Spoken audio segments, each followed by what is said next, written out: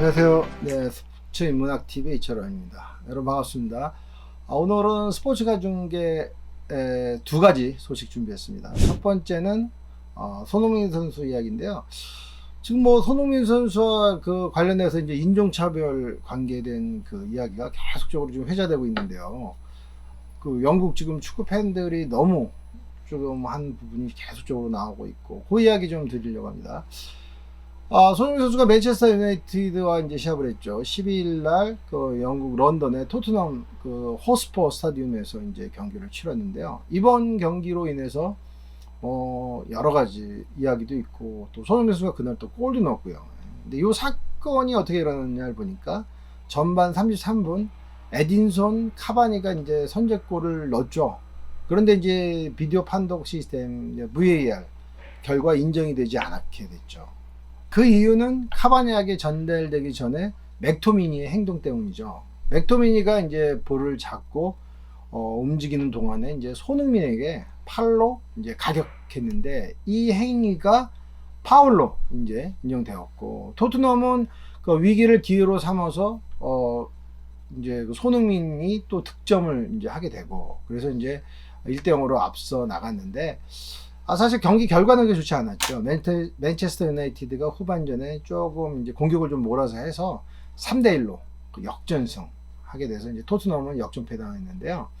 네, 그래서 이제 이렇게 경기가 끝났는데, 이때 현지에서 요 파울에 대한 의견이 좀 분분했습니다. 맨체스터 유나이티드 출신 로이 킹과 미카 리차드는 정말 어떤 놀랍고 조금 약간 이상한 일이다, 뭐 부끄럽다, 뭐 이런 여러 가지 이야기를 하면서 비디오 판독 결정에 대해서 좀 반기를 들기도 좀 했어요. 그리고 또 여러 그 맨체스터 유나이티드 팬들은 요 반칙에 대해 항의를 많이 했는데, 영국 공영방송 BBC 라디오에서는 이거에 대해서 또 올바른 판단을 좀 했죠. 해설위원 클린턴 모리스가 맥토미니에게 경고를 줘야 하는 상황이다, 이론적으로 퇴장이 많다, 믿을 수 없다, 축구선수에게 팔은 앞으로 달릴 때만 쓰는 것이다 라고 얘기하면서 파울은 당연한 것이다, 이렇게 판단하고, 실질적으로 이 상황은 레드카드까지도 줄 수 있는 것이다 라고 이제 좀 이야기가 좀 됐는데,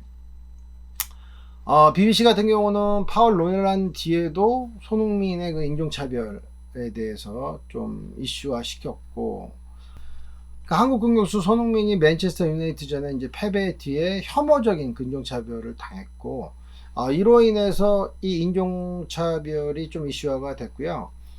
영국 문화부는 소셜 미디어에서 인종차별에 대해서 가만히 있지 않겠다라고 이제 또 이제 경고하면서, 실질적으로 인종차별에 대해서 여러 가지 문제점이 있다는 것을 명시했는데요. 실제 올리버 도슨 문화부 장관은 소셜 미디어 업계는 온라인 인종차별 문제에 대해서 문제를 해결해야 된다, 이러한 좀 이슈를 제기했고요. 이런 거야말로 반드시 사라져야 된다고 올리버 도슨 장관도 이야기를 했습니다. 손흥민 선수가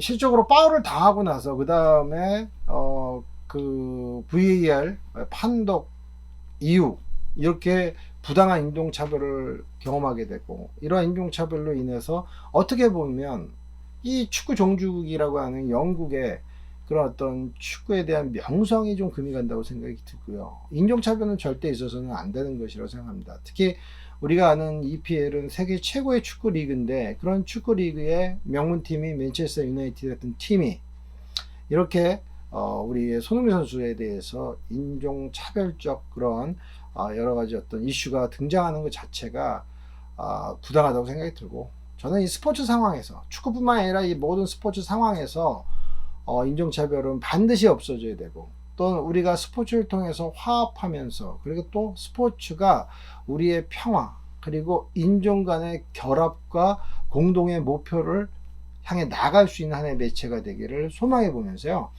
이번 사건에서도 맨체스터 유나이티드 팬들, 그 다음에 그런 인종차별에 대해서 주도적 역할을 했던 사람들이 좀 잘못을 좀 뉘우치고, 함께 스포츠를 통한 평화와 공영에 대해서 이바지할 수 있는 노력을 했으면 좋겠다는 생각을 해봅니다. 두 번째는 롯데 자이언트 소식입니다. 롯데 자이언트가 이제 유니세프로 홈 개막 개국전을 이제 시작했고 롯데자이언트의 이제 10년 동안 지구촌의 어린이들을 이제 좋아하고 사랑하는 그런 이야기를 좀 해보려고 하는데요. 롯데자이언트가 그 유니세프와 함께 선행을 시작했습니다. 롯데자이언트는 2011년부터 유니세프 한국위원회와 협약을 맺고 전 세계 어린이를 위한 다양한 사회공헌 활동을 펼쳤는데요. 2016년부터 유니세프 아시아 어린이 교육 지원 캠페인인 스쿨 스포 아시아에 4억 원을 지원하는 등 10년 동안 유니세프 측이 전달한 기부금만 약 한 9억이 넘는다고 하고요. 롯데자이언트는 유니세프와의 사회공헌 협약 10주년을 기념한 그런 기념식에서 팀의 상징인 자이언츠 대신에 유니세프가 새겨진 그런 유니폼을 입고 경기에 또 출전하게 됐죠. 경기 전에 유니세프 협약 10주년을 기념한 또 시구도 있었고요. 개막 첫날 9일에는 배우 지성이 시구자로 나서서 또 좀 스포트라이트를 좀 받았죠. 네, 그래서 이제 이기철 사무총장이 이제 뭐 이런 얘기를 했다고 합니다. 지난 10년간 지구촌 어린이들을 위해서 여러 가지로 노력한 그 롯데 자이언츠 선수 임직원 그리고 팬들한테 진심으로 이제 감사드린다. 유니세프는 교육을 통해 전 세계 어린이들에게 꿈과 희망을 줄 수 있는 그러한 기관이 되고 여기에 동참하는 자이언츠가 정말 좋은 일을 한다고 얘기를 했는데요.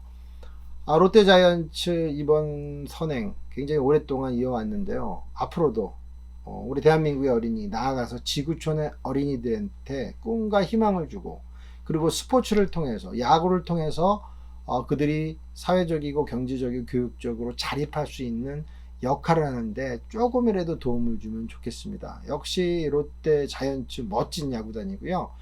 정말 광팬들이 아주 많은 그런 야구단인데 그만큼 또 선행도 많이 베풀고 좋은 선한 영향력을 펼쳐줘서 너무 뿌듯하고 즐겁게 생각합니다. 역시 롯데 자이언트입니다. 우리 스포츠인문학TV가 롯데 자이언츠에 대해서 응원하고요. 지금 초반 시즌 아주 지금 성적도 호성적을 보이고 있는데 우리 부산갈매기 롯데 자이언트 여러 가지로 감사드리고 응원합니다. 네, 오늘 두 가지 소식으로 가져왔고요. 여러분들 스포츠 인문학의 스포츠가 중계 시청해 주신 여러분 감사드리겠습니다. 네, 고맙습니다.